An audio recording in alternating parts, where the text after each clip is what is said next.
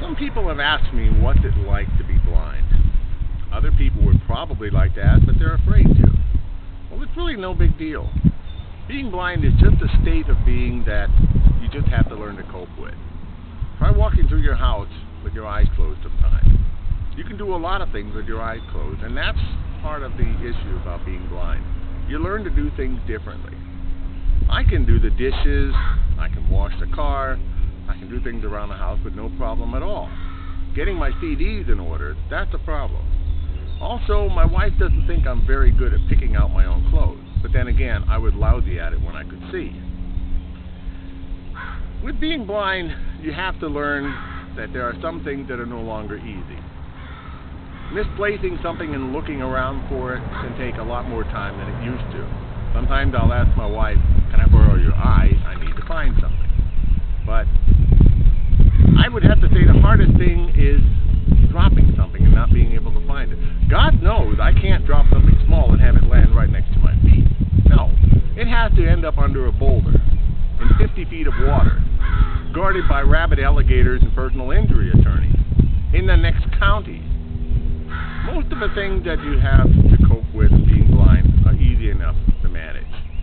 But what is it that would have to say was the biggest challenge? Mobility. Getting around safely. I had to learn to use a white cane. I had to learn to listen to the traffic. I had to learn to be able to navigate using my other senses.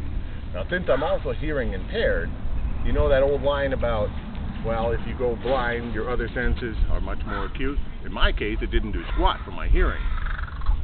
But mobility was something that, once I got the hang of it, I could move on to the next thing.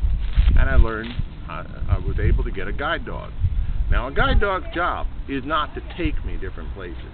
I can't say, "Musket, let's go to Ralph," and he'll take me with him. No, I have to know where to go. My job is to navigate. His job is to get me there safely. Sight, sound, taste, touch, and smell. Those are the usual suspects of senses. But the most important sense to have is humor. You've got to have it in today's world, especially if you have a disability. So, if you'd like to learn more about this, just go to the book that Musket and I wrote together. This is Confessions of a Guide Dog, The Blonde Leading the Blind, by Mark Carlson and Musket. It's available as an ebook, in hardcover and softcover, on Amazon.com and BarnesandNoble.com.